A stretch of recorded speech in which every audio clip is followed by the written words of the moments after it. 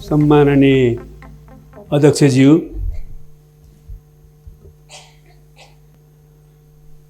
विश्वभर साम्राज्यवादको बिगबिगी भएको बेलामा सबैतिर उपनिवेशवादको बिगबिग भएको बेलामा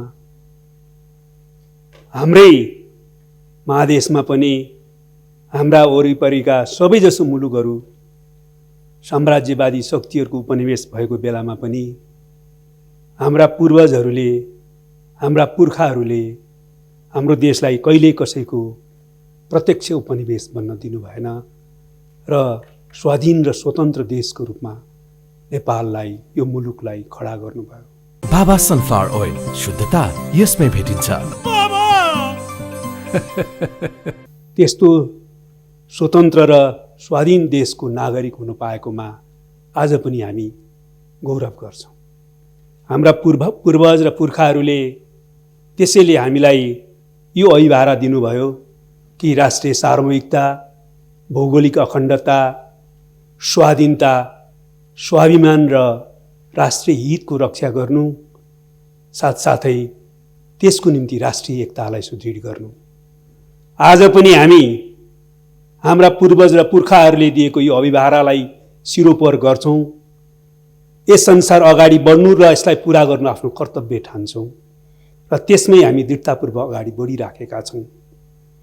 तर यो कर्तव्य पुरा गर्ने सिलसिलामा हामीलाई थाहा छ, हामी सचेत छौँ कि अझ पनि हाम्रो मुलुकको राष्ट्रिय सार्वभौमिकता, भौगोलिक अखण्डतामाथि अतिक्रमण गर्दै विदेशी शक्तिहरूद्वारा हाम्रो भूभाग कब्जा गरिएको छ, हाम्रो सीमामा अतिक्रमण गरिएको छ, हाम्रो भूभागमा विदेशी सैनिकहरू, सुरक्षा बलहरू बुट बजारिराखेका छन्।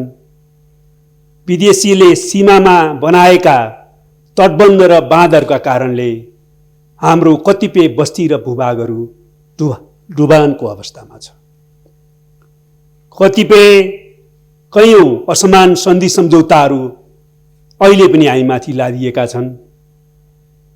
हाम्रो नेपालको आन्तरिक मामिलामा हस्तक्षेप गर्ने प्रवृत्ति कायम छ र हस्तक्षेप भइराखेकै छन्। यद्यपि यस मामलामा नेपालका राजनीतिक पार्टी र नेताहरूले पनि कहिलेकाहीँ आफ्नो निहित स्वार्थका निम्ति विदेशी हस्तक्षेपमा रम्ने र कतिपय बेलामा विदेशी हस्तक्षेप नै आमन्त्रण गर्ने प्रवृत्ति देखाबाट पनि विदेशी हस्तक्षेप नेपालमा भित्रिने अवसर प्राप्त भएको छ। त्यस्तै गरी नेपालको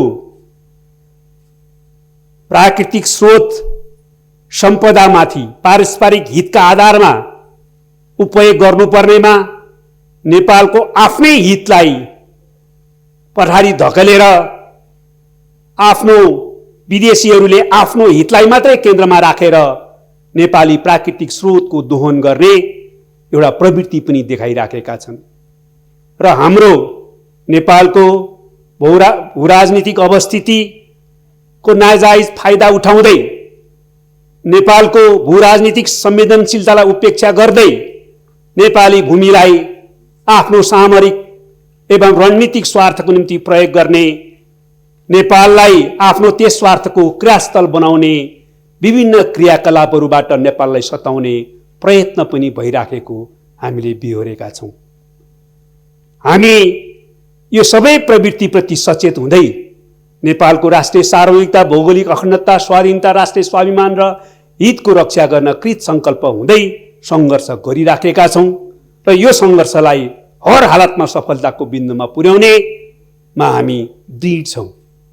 तर सम्माननीय अध्यक्ष महोदय, यसै सिलसिलामा केही दिन अघि मात्र महाकाली नदीमा तुइन तर्दै गर्दा दार्चुलाका जयसिंह धामी भारतीय सीमा सुरक्षा बल एसएसबीले तुइनको तार काटिदिएर अहिलेसम्म पनि महाकाली नदीमा बेपत्ता भएको स्थिति कायम छ र परिवारजनले उहाँको सास र लास केही फेला नपरेको स्थिति भएबाट निधन मृत्यु भएको आशंका गरी कुसको शव बनाएर अन्तिम संस्कार गरेको दुःखद घटनाले हामी सबै नेपालीको हृदय छिया छिया भएको छ। असहनीय पीडा हामी पिउरिरहेका छौँ।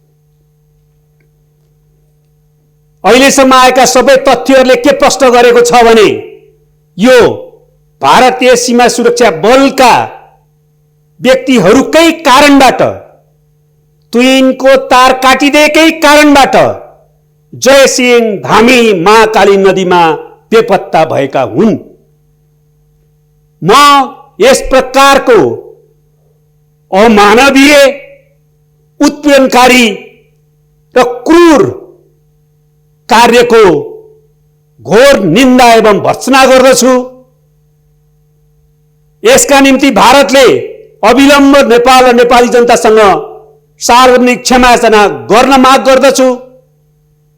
दोषी व्यक्तिहरूमाथि तत्काल कडा कारबाही गर्न माग गर्दछु र अबका दिनहरूमा यस प्रकारका हेपाहा उत्पीडनकारी व्यवहार अन्त्य गर्न नदोहोर्याउन पनि म जोरदार माग गर्न चाहन्छु। त्यसैगरी यस सन्दर्भमा नेपाल सरकारले छानबिन समिति बनाएर परिपक्व कूटनीतिद्वारा यो समस्याको संवादद्वारा समाधान गरौँ र आवश्यकता पर्दा जे कदम चाल्नुपर्छ सबै कदम चाल्ने दृढता प्रकट गरेको छ। सामान्यतया नीतिगत रूपमा त्यो ठिकै छ, तर यो ढिलो भयो। नेपाल सरकारको म गम्भीर ध्यानाकर्षण गराउन चाहन्छु। छानबिन समितिको रिपोर्ट छिटो ल्याएर छिटोभन्दा छिटो आफ्नो तर्फबाट भारत सरकारसँग गम्भीर विरोध र आपत्ति प्रकट गर्ने र दोषीमाथि कारबाहीको माग गर्ने र पीडित परिवारलाई उचित राहत र भर्तेको व्यवस्था गर्न तत्काल कदम चालोस् भन्ने माग गर्न चाहन्छु।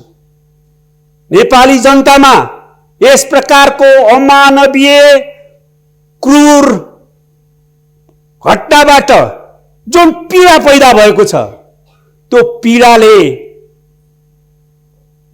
देशभक्तिको बाँध, मानवता विरोधी कार्यको विरुद्ध उर्लिएको भावनाले त्यो बाँध भत्काएर आफै प्रतिवाद र प्रतिकारमा आउने स्थिति उत्पन्न गर्ने कार्य कुनै पनि हालतमा उपयुक्त हुँदैन।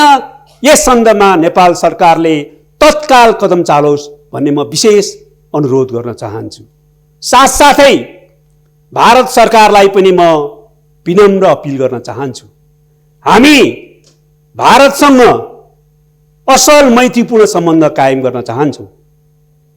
हामी नेपाल र भारत बीचमा भएका सबै समस्याहरू पारस्परिक वार्ता र संवादको माध्यमबाट, कूटनीतिक ढङ्गबाट सकारात्मक समाधान गरौँ भन्ने पक्षमा छौँ। तर म भन्न चाहन्छु, नेपाल कुनै पनि हालतमा हाम्रो राष्ट्रिय सार्वभौमता, भौगोलिक अखण्डता, स्वाधीनता, स्वाभिमान र हितमाथिको अतिक्रमण सहन गर्ने छैन। नेपाली माथिको हेपाहा व्यवहार र यस प्रकारको उत्पीडन कार्य सहने छैन। त्यसका निम्ति जे गर्नुपर्छ सबै सङ्घर्ष गर्न नेपाली जनता, देशभक्त नेपालीहरू कृत सङ्कल्पित छन् भन्ने कुरामा पनि म स्पष्ट पार्न चाहन्छु।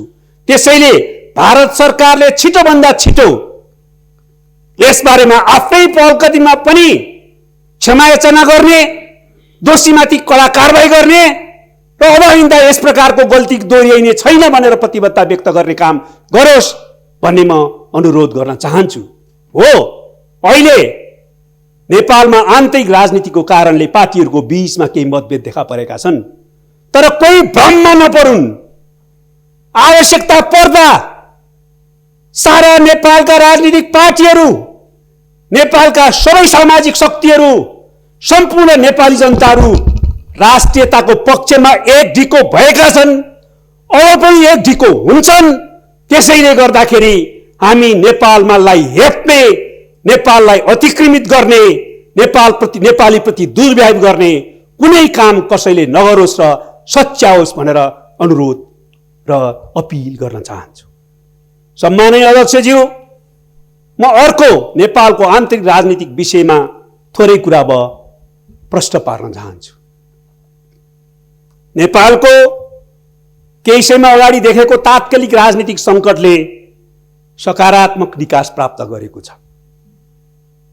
यद्यपि जसरी सामन्ती निरङ्कुशतन्त्र राजतन्त्रलाई हामीले अन्त्य गर्दा हिज राजकाज गरिरहेका त्यो शक्ति र संस्थाहरू अहिले पनि त्यसलाई पुनर्स्थापित गर्न सकिन्छ कि भनेर लोकतन्त्रका विरुद्ध बर्बराहट गरिराखेका छन् र विभिन्न षड्यन्त्रका तानाबानाहरू बुनिराखेका छन्। त्यसै गरी हिजको असंवैधानिक अलोकतान्त्रिक कदम चाल्ने शक्तिहरू पनि आज यो अहिले फेरि संविधान र लोकतन्त्रलाई ट्र्याकमा ल्याउने, लिकमा ल्याउने र प्रतिगामी कदम असफल पार्ने काम भएपछि विभिन्न ढङ्गले त्यसका विरुद्ध जाइराखेका छन् भन्ने कुरा बुझ्न कुनै गाह्रो छैन। त्यो स्वाभाविक पनि हो केही दिनसम्म, केही हदसम्म। तर म भन्न चाहन्छु, यो देशका निम्ति, यो देशको जनताका निम्ति शहीदहरूलाई केन्द्रमा राखेर, पुर्खाहरूलाई केन्द्रमा राखेर आफ्नो जिम्मेवारी सोचौं र संविधान र लोकतन्त्रको रक्षाका पक्षमा र सामाजिक आर्थिक रूपान्तरणको पक्षमा आफ्ना गल्ती कमजोरीहरूप्रति सचेत हुँदै र त्यसप्रति हामीले आत्मसमीक्षा गर्दै अगाडि बढ्न पनि म सबैलाई अपिल गर्न चाहन्छु।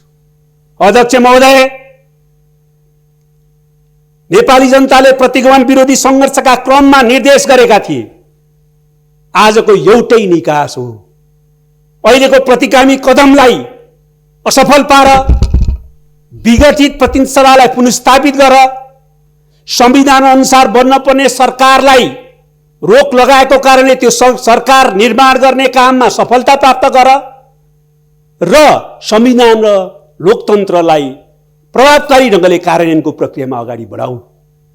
यो काम सही दिशामा अगाडि बढेको छ, त्यस अर्थमा प्रतिगामी कदम परास्त भएको छ।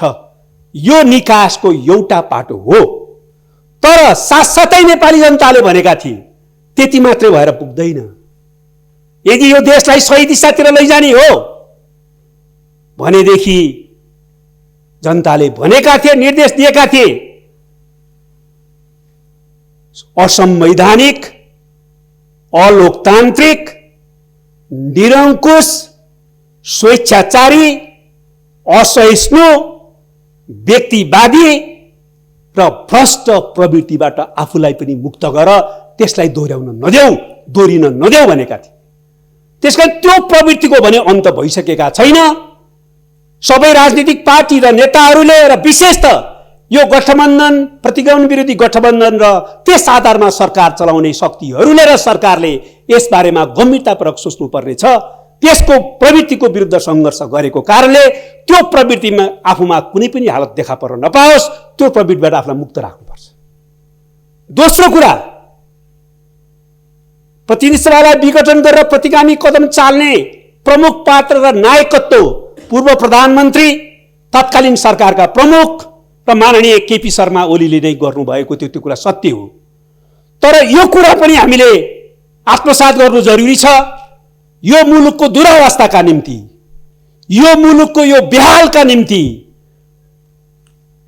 त्यो प्रवृत्तिका वाहक उहाँ मात्रै जिम्मेवार हुनुहुन्थेन। सबै राजनीतिक पार्टीहरू, नेताहरू, योभन्दा अगाडि विभिन्न ढङ्गले सरकार चलाउने सरकारहरू पनि एक वा अर्को रूपमा, एउटा वा अर्को हदसम्म जिम्मेवार थिए। आज हामीले त्यो कुरा पनि गम्भीर आत्मसमीक्षा गर्नुपर्छ, निर्मम आत्मसमीक्षा गर्नुपर्छ र आफूलाई सच्याउन हामी तयार हुनुपर्छ।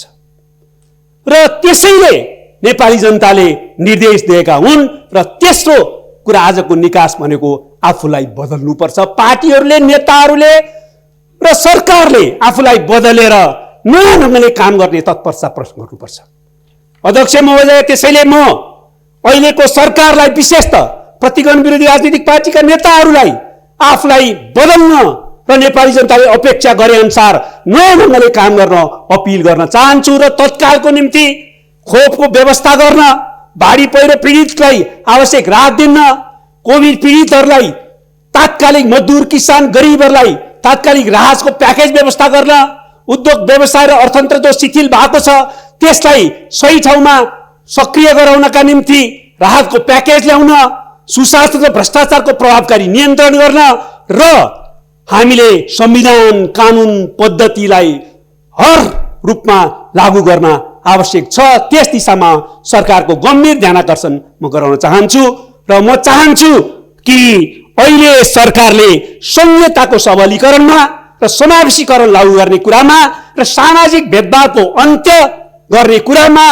र दलैतरमाथिको अन्यायको छुवाछुतको अन्त्य गर्ने कुरामा, महिला हिंसा र बलात्कारको अन्त्य गर्ने कुरा सहित सामाजिक सुरक्षा र सामाजिक न्याय पनि त्यत्तिकै ध्यान दियोस्।